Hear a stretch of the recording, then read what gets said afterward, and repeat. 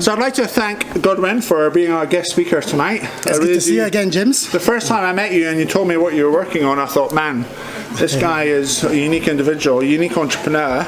And so I've since learned that this isn't your first horse race. So actually not. It's not. So in 1992, you created a gas detector. Yeah. And then in 1996, you created a printer that produced printed circuit boards. That's correct. And then you worked on something called reverse air conditioning. Correct again. And you're a winner of numerous awards, and you're now the founder of Free Fridge. That's correct. Yeah. So what is Free Fridge, Godwin, and why should anyone care? Do you have a fridge in your house? I do, yes. It's full. Thank you. Okay. Well, lots of beer in my fridge. When you think about fridge, 99.8% of every home in the UK has a fridge. And the main reason everybody has a fridge is because it provides food security and it reduces waste. Yeah. So that's why everybody needs a fridge. But the fridge is also the only appliance in your house that needs to be plugged into electricity 24/7. If you don't have electricity, you don't have a fridge. There is the ones that they call gas fridge, though, which is used in caravans. But they're not very carbon friendly. No, and they're more expensive. Yes. So the idea behind a free fridge is, in the Western world, fridge provides food security. Due to climate change, Sub-Saharan Africa are going to suffer a lot more from the effects of climate change compared with the rest of the world. Hunger, starvation, famine, you name it, climate change is going to bring it. 40% of perishable agricultural produce goes to waste due to lack of cold storage. So that's the motivation, to get a fridge that will work in that part of the world because it doesn't use electricity. Wow. It doesn't need the electricity. And so the goal is that you will help millions of people who can't store their food and who are in Sub-Saharan Africa. And so this is going to have a tremendous... And Indian subcontinent as well. Oh, okay. Yeah. So this is going to have a massive impact on the quality of life of millions of people. We hope so. What we are trying to do is reduce waste, ensure food security. And it will also enable people to have a fridge who've never had one. Correct. And how many people have never had a fridge in... Well, according to the International Energy Agency, over 600 million people in Sub-Saharan Africa will still have no electricity access by 2030. Wow. So there are hundreds of millions of people that doesn't have electricity. And if they don't have electricity, there's only one choice. One is to buy a generator. Right. Or alternatively, you don't have anything to power a fridge with. So I can imagine fridges are quite expensive for these people as well as generators. Take the generator first. You need the fuel. Right. You need the generator. Well, somebody might steal your generator. Somebody might steal your generator. So you need the fridge, you need the generator. But then you also need to pay for both. Okay. We are giving you a fridge for free.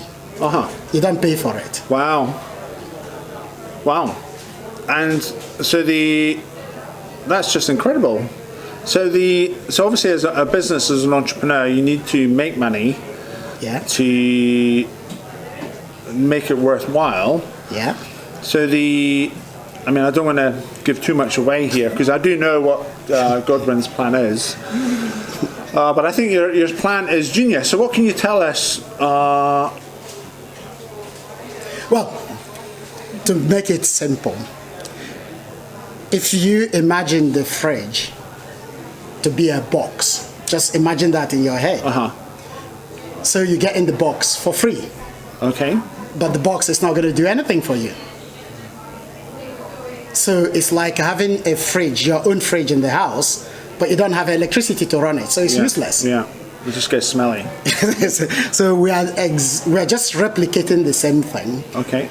We're giving you the box, you're getting it for free, but the electricity or the power that is going to run your box is simply a cartridge that we provide you with.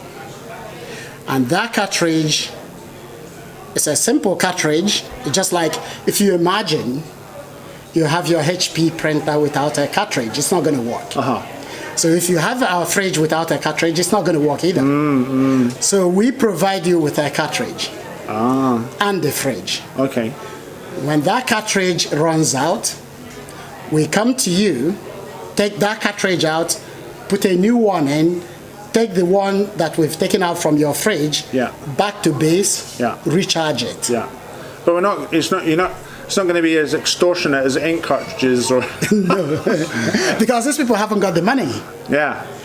So what we are talking about here is effectively something that is going to always cost you less than what the cost of electricity tariff in your country is going to be if you have constant electricity to run your fridge.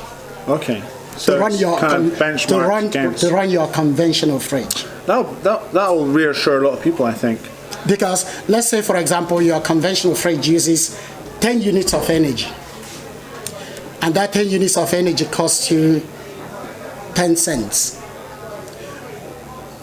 That's what you're going to be paying every week or every day or whatever to get that fridge running. For the free fridge, yeah. So in our own case, in your conventional fridge. So in our own case, we will make sure that it's going to be less than that 10 cents. So you will be better off having our fridge. But most importantly, our fridge does not use conventional polluting electricity. And we don't use conventional refrigerant gases. The first thing is, in Sub-Saharan Africa, especially, I'm talking of Africa in general now, most of the electricity comes from coal. Oh, right. So they are more polluting. So what we are doing is saying we will run our fridge using the cartridge we supplied you with, but that cartridge is going to be constantly recharged 100% using solar energy. So we are much cleaner than anything you can think of. Wow. So there's a number of wins here. One is that you're enabling people to store food for their family and have healthier lives and avoid malnutrition and all sorts of other things. And it's not going to harm the planet. It's going to actually save reduce carbon emissions. And it's going to be affordable. It's going to be benchmarked and relatively affordable for a lot of people. One thing that I haven't mentioned, which is very, very important. When you actually cook some food in this country, or you have any leftovers, you put it in the fridge. Yeah. In Sub-Saharan Africa, what they do is if they cook something, if there's any leftover, before they go to bed at night, they will warm it up so that it doesn't go off the following morning. Right. How do they do that? They use either kerosene stove or charcoal or any other dirty fuel to do that. Wow. When they wake up tomorrow morning, they will warm it up again. That's twice now they've warmed it up. So they've cooked it and it warmed up twice. They've warmed it up twice, and the reason is so that it doesn't go off. Because they don't have any place to store it, any cold storage to do it. And when they come back home at night, before serving that food, they will warm it up again using the same dirty fuel. Wow. So what we are saying here is that by giving people fridge that they can use, all of that energy that is used in reheating of leftover food is completely eliminated. Wow. Wow. That's amazing. So that's what we're trying to do. Huh. So how did you come up with this idea? I know you're going to ask that. Because when I was traveling to East Africa, I saw some people that they will get milk from the cow and they will put it in a very big pot, and over the next hour they will keep on heating it until it boils, more or less pasteurizing it. Yeah, yeah. And then, of course, once they boil the whole milk, they will then leave it to cool. But they do the same thing again in the evening. Oh.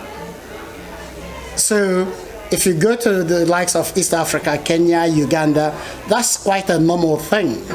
But most of the time they use charcoal to do that. So just by observing them doing that, I was saying to myself, surely all that silly energy wastage shouldn't have been there if they actually have a fridge that they can put the whole thing in. Yeah, yeah. It's just it makes simple sense to do that. So, and of course, that poses the question, how are you going to get somebody to have a fridge that doesn't have electricity? People talk about giving them solar-powered fridge. Well, with a solar-powered fridge, you need solar panel. You need a fridge that has battery storage in it, plus all the other gubbins that goes with it. The average cost of a solar-powered fridge is a minimum of $500. Oh, wow. These people cannot afford that. Yeah. So what we are saying to everybody is, look, there's no point trying to promote solar-powered fridge for all these people because they cannot afford it. We believe that it would be better for them to have a fridge, just give it to them for free. Get them to pay less than, what, $1.50, $2 a week or whatever it happens to be, which is equivalent to, what, 10, 15 cents per day. Yeah. So that's the sort of thing we are talking about here. Try to get people to actually look at it from a different perspective rather than the way they're looking at it. That's really exciting. And so how long did it take you to make a decision to commit to this business, this idea, this startup? It didn't actually take long, simply because I saw that the opportunity is there. Because when I look at the whole scenario, what I did ask myself in the first instance was, can we give people something that they can afford? That's the first thing. And secondly, is it something that is going to be of benefit to them? Okay. And in order to reach a conclusion on that, of course, we have to look at the normal practice that these people are practicing right now, just like, as I said, reheating of food. So we calculated that, for example, in places like Uganda, Kenya, where they use quite a lot of charcoal, a bag of charcoal in Uganda, for example, is about 70,000 Ugandan shillings, which is about 20 pounds or whatever it is.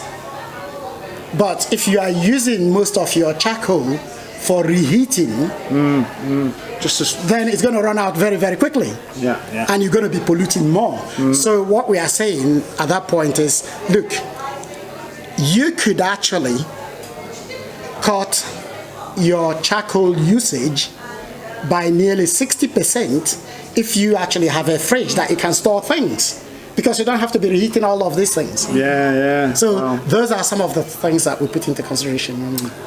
Wow. And okay, so you saw this need, this problem, Sure. and your background in inventing numerous tech innovations enabled you to see this solution, Sure. which other people hadn't spotted. Sure. I think so. That's great. I think so. Yeah. And also you were able to identify or see the way of monetizing it in a way that was affordable for everybody as well. Well, first and foremost, there's no point doing it if we cannot make any returns Sure. for any investor who is looking at putting money into it. Yeah. So it took quite a while to design and develop a business model that makes sense.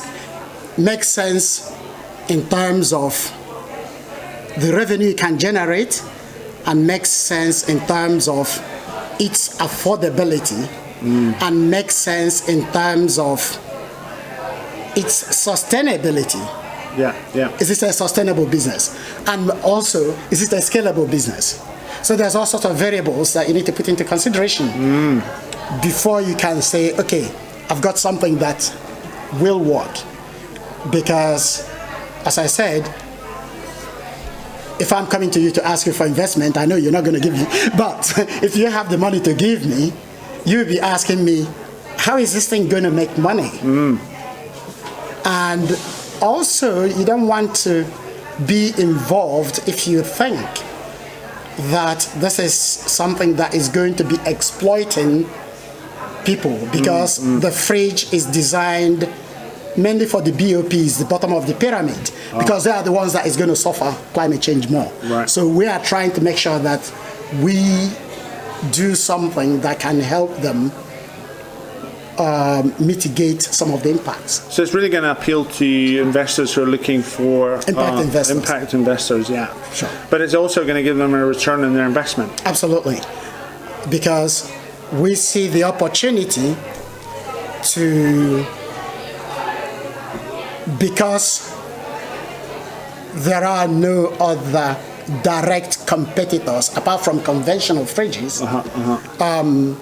I mean, let's face it, if you go to Curry's and buy a fridge, if it's a Zanussi fridge, you pay for it, you take it home, they don't care, they don't know who you are. And that's it. They're done. They've sold you a commodity. Yeah. We are providing what we call refrigeration as a service. So we are not actually selling you a box. We are providing you with a service that provides you the need, and that need is your refrigeration need. And you have the economies of scale with your system. Sure. and safeguarding the technology. Sure. And reducing the expense for the Sure. people at the bottom of the pyramid. Sure. So is it just yourself in this business? Do you have other people who are working alongside you? Sure, I do. There are 3 other guys that are involved. One of them, very brilliant engineer, who he has very many years of experience in engineering solutions. I've got an operations guy, simply because despite the fact it's a refrigeration as a service, there is going to be infrastructure. The infrastructure is, we will have a central station where the cartridges comes to for recharging. And that central station is going to be solar mini grid. So we need a very strong operations guy. Yeah. So we've got an operations guy, we've got an engineering guy, but we also have a very good environmental scientist who has been working with us now for quite a while, who crunches all the numbers as to what because Sub-Saharan Africa, I'm still using that as an example, it's a very hot continent. And it's very difficult to get something to work efficiently in such a harsh environment. That's why your fridge here that you buy from Curry's, if you take the same fridge to Sub-Saharan Africa, it will use more electricity because of the ambient temperature is higher. It's got to work harder, So it's got to work harder. Yeah. So we have to crunch all of that. Huh. So how long did it take you to get these people to join your team? I bully them. Come and join me or else. I think the key to doing what we do is to have the ability to sell you a vision so that you would want to be part of it. And if I didn't sell it really well to you, you say, well, yeah, I think I get it, but I'm not quite sure. Yeah. I fully grasped it. I think your idea is such a no-brainer, really. It's well, just like, still needs to be sold to somebody to say, look, do you want to be part of this? Yeah. Wow. So who else are you looking to join your team? We're still on the lookout for some adventurers because when we go on this crazy adventure, it's not always easy to get somebody to ditch whatever they're doing to come and join you because they'll be thinking, hold on a sec, I've got a mortgage, I've got children, I've got this, I've got that. Suppose this doesn't work, where does that leave me? So, and it takes quite a lot for somebody to think of this and say, right, I'm going to commit to it.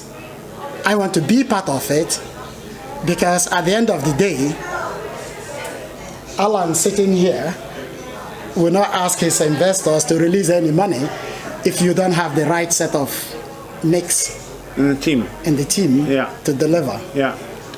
So we're still looking for one or two guys. Okay, and what kind of role would you like these people to play? Firstly, I think one of them has to be with operations. When I mean operations, I don't mean infrastructural operations. Okay. And the other one, despite the fact we've already got somebody who is interested in filling that role at the moment, but we're still looking for people who can come in and help to make the whole thing become a success. An all-rounder who can come in and join us. Okay. So wow. And so what about investment? What are your plans for raising investment? Have you got any Smart Award on this? Actually, no. We have completed our business plans and we have scoped it out in such a way that it's a staged process based on specific milestones that we are targeting. The first one, of course, being to carry out a pilot in a country in Sub-Saharan Africa. The second stage will be to do a mini rollout. And then, of course, the third stage, which is a big rollout. And that's how we've structured our investments. And the way we are looking at it at the moment is just focusing on the pilot stage to try and raise just a small amount of money in order to do the pilot. We know everything we want to do. We know the cost of it. So we're looking for investors. We've got some investors who said they are interested in doing it. But as always, the more investors we can get, the better. And what would be your ideal type of investor?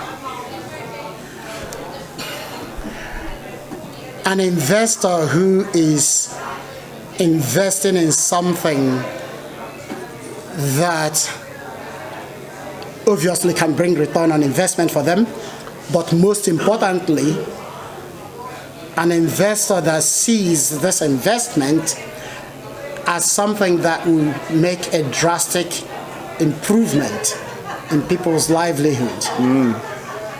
in various parts of the world. Yeah, yeah. So it's Impact investors. Yeah, yeah. Wow. Sounds like you shouldn't have any problems at all in finding these people. Do you think you'll be able to find an investor in Scotland, or do you need to go to London or abroad?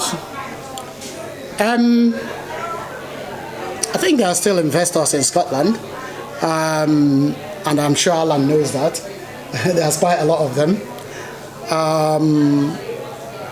We've spent a considerable amount of time trying to fine-tune our business plan. And one thing that we have also done as part of that business plan is to go back to the actual fridge itself, the design of it, and looked at it, and then decided that actually it would be better to do this fridge in form of a flat pack, an IKEA type model flat pack. Wow. So that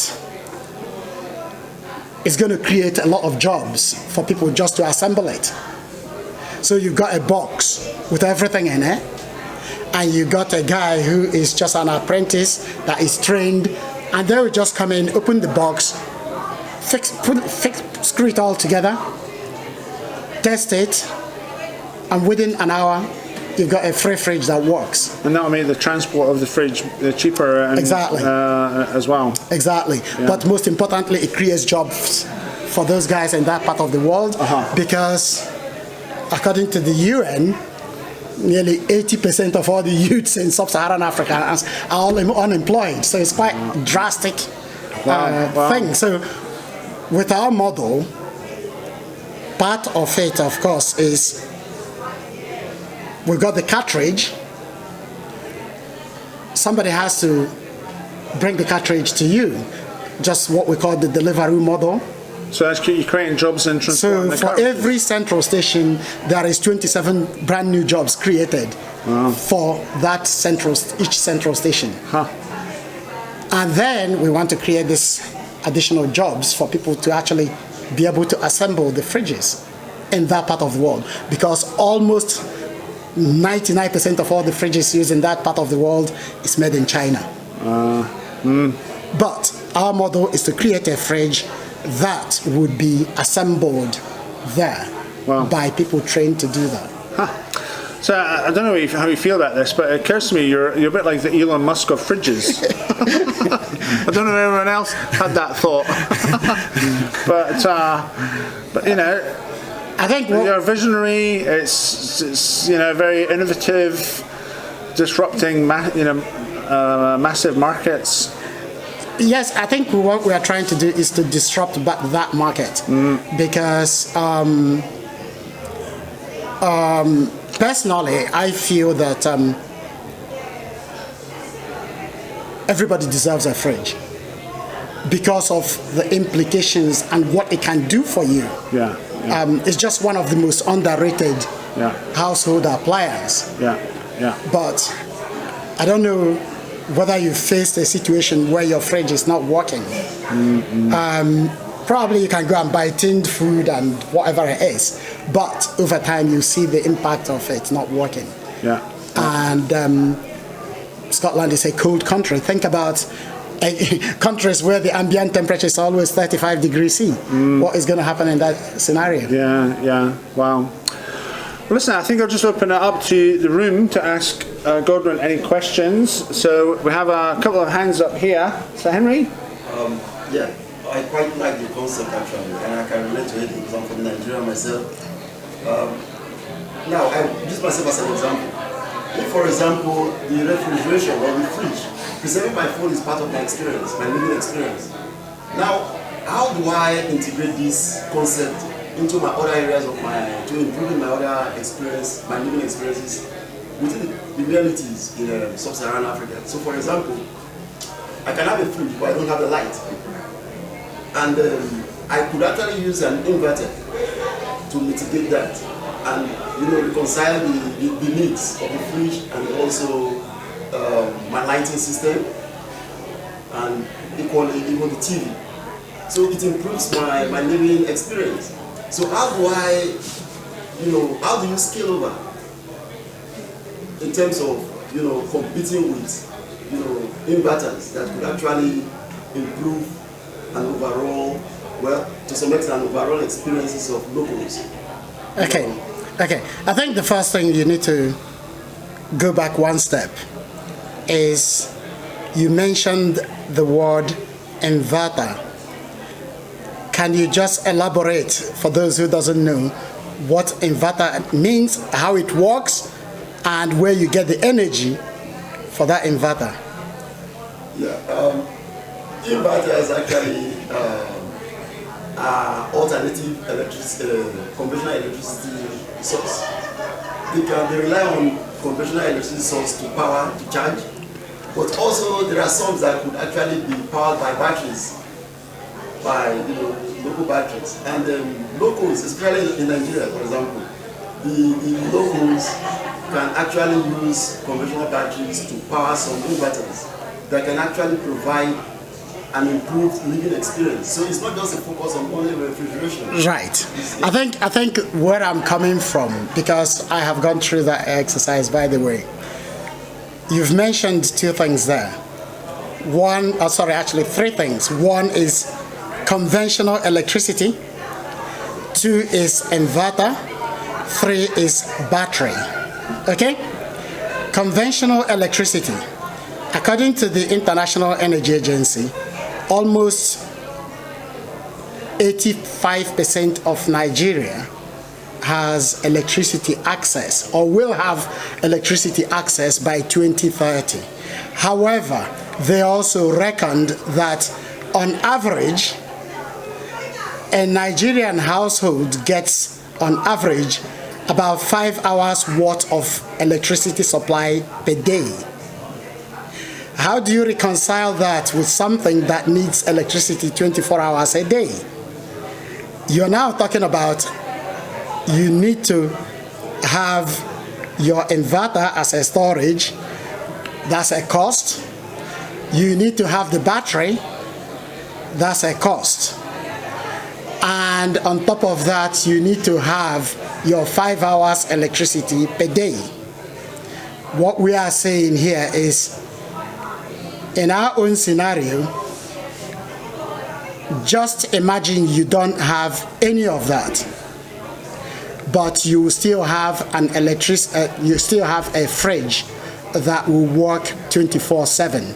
So we are looking at it from a different perspective from the way you've just described it, because your inverter as well, you can connect it to a solar panel to get it charged, but then that's another additional cost. So we've gone through all this cost analysis, and in the end, what we are saying is that for somebody who is on less than $5 a day, they need a fridge, they deserve a fridge, so that their carbon footprint, their energy use, their reheating of their food, and all sorts of other things, we are there to help them with it.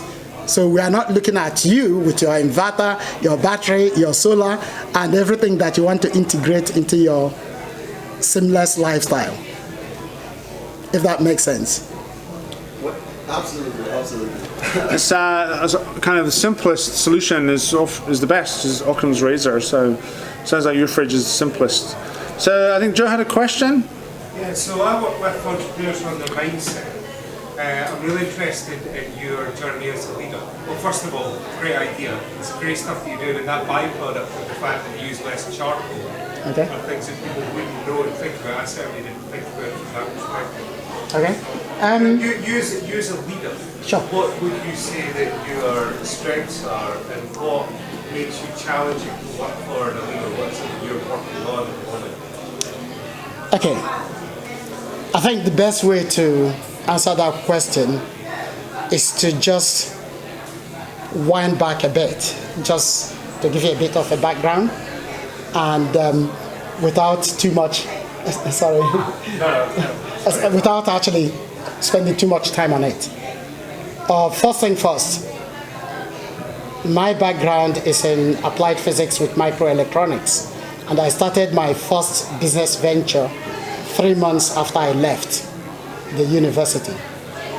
And I have been doing that now for the past 25 years. And during that period, ranging from gas detection, which people now see in their homes, carbon monoxide detectors, we were the first, i.e. myself and my colleague John, we developed the first carbon monoxide detector for the domestic market in the UK. And we helped to write the BS standard for carbon monoxide detection because there wasn't any at the time. So I did that, then licensed that technology out to another company, and then went into printed circuit board, which James mentioned briefly, which we created basically a box.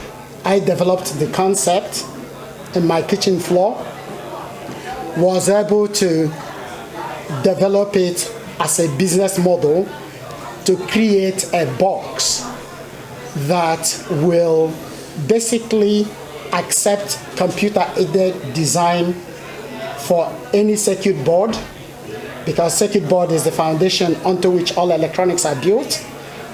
But the whole process of manufacturing prototype printed circuit boards is a very, very time-consuming and expensive exercise. So I created the world's first circuit board direct write printer that you can put in your office environment, create your next design, print one board out, test it to see if it works. If it doesn't work, you can discard it, make the adjustment, and once I developed that concept, I was able to go to investors. When James was talking of awards, we won several awards for it, raised millions of pounds to develop it, but eventually got it to work. Went from just myself to having a team of 35 people, mostly eggheads as I used to call them, and we developed something that has never been done before, which people think is impossible to do. Having done that, learned the experience of how to build a team and the experience of going through I've been through at least 21 different investment rounds, from angel investors, grant VCs. So when it comes to leadership, my own view of it is that you just treat everybody as your teammate. You are there to win a battle. You are there in sitting together in a boat. If there is a leak, the boat will sink and all of you will sink together. And as such, everybody needs to be vigilant and everybody needs to play their part. It's like having a football team. If you have Ronaldo as your striker, but you don't have a goalkeeper, you will lose. Believe you me. So it's getting the balance right. I think that you are a visionary leader, and you come up with these ideas that are very exciting, sexy, makes it easy for people to, be attracted to join your team. So that's one of your great skill sets is Selling that a you. vision. Well, you create a vision and sell it. You don't have to sell a vision. You don't have to. Free fridge is such a no-brainer. It's easy to sell, yeah, because the idea is really good. Yeah. So that makes it easy. Okay, Alan. Yeah. On the point of good talk, thank you, and good products as well. The key, or certainly one of the keys, that will be making people aware of it, your customers. How are you going to do that in what I kind of imagine as fairly disparate communities? So how are you going to let Nigerians or whatever in the Sub-Sahara area know that this fridge is available? That's that's actually a very, very good question. I know. Because one of the ways that in the business model, again, going back to it, one of the things we looked at is under the COP21 Paris Agreement, most countries in Sub-Saharan Africa signed what they call their own INDC, which is internally nationally determined contribution, effectively saying this is what we are going to do to reduce our own emission. And on top of that, each one of these countries have also their own sustainable development goal targets that they are trying to meet. So one of the things we did look at in our business model is to say, where does governments come into play here? And how can we use governments as a tool to get our fridge to the end user? And one of the things we looked at, which is one of the avenues we are pursuing at the moment, is that we can go to a country and try to implement free fridge ourselves, which could be expensive, or we could go to a country and say to that country's government, we want to partner with you, simply because if you become a partner in free fridge under what we call the Fridge for All program, you can go to the international community and get the funding to implement free fridge. And we can help you do that. And if you can get the funding, and we know you can because it could help you meet your CO2 emission targets, then you can actually use your local authorities, your councils, just to get people to come there and take a fridge home. And you can implement it on the basis that you can even be the one that reaches a revenue share agreement with us. Because in that way, we have actually reduced the barrier to entry to getting from where we are to the end customer. So a local authority like Edinburgh will say, look, every person in Edinburgh can come in today, sign up and take a fridge home. It's like getting our wheelie bins. We don't have to buy our wheelie bins, do we? It's something like that. So that's one of the ways we've looked at it. And of course, these governments can actually get the money right now to implement such programs. Wow. Okay. I think maybe we have time for one more question. Who's the most desperate? Who really wants to ask that question? Let's take two of them. Okay, two. As long as they're quick questions. I've got a payments question. Sure. Obviously with micropayments it can be quite cost ineffective to take those payments on a regular basis. This is mobile money payment. So is it M-Pesa? Is that yeah, it could be M-Pesa, but there's a lot of mobile money platform now people use to make small payments all the time. And that will avoid corruption and theft and all sorts of other problems. No, that's great. That was basically my question. So All right. Okay. I was involved in an arm's length project with the Ugandan government where Scottish accountants went across to Uganda because there's a lack of financial control in Sub-Saharan Africa. Sure. How would you ensure that they're going to let you roll out that product where obviously the politicians and people in that country could well be under the financial influence of people who've got more money than you're going to have? So how would you allow them to roll that product out? How would you ensure that you're allowed to roll the product out? But you're going to be taking revenue away from electricity companies, from gas companies, from companies who are well established in these markets. Interestingly enough, just to go into one of the points you've just mentioned, we are not actually taking money away from electricity companies. And I will explain that just very, very briefly. One of the investors looking at investing in this project at the moment used to be the head of one of the biggest utility companies in the country. And if you go back years, when people have a storage heater, basically is to help utility companies offload their off-peak electricity so that they don't spend a lot of money trying to store those off-peak electricity. So one of the things we are looking at, which is why we're also looking at working with utility companies, is a scenario whereby we will use their off-peak electricity at our charging station, thereby saving them millions that they could have actually used or spent in creating huge amount of battery storage to store their excess of peak electricity. So we are not actually taking money away from them, we're actually helping them. So you charge the batteries during the day with solar power, and you charge the batteries at night with off-peak electricity. Yeah. Awesome. Okay, right. I think we're going to have to call a time there. Now, obviously, you can ask Godwin your question later on, but it's time for us to move to the part of the meeting that you've all been waiting for, which is the Get Up and Pitch session. Well, please join me in thanking Godwin before we do that. Awesome, mate.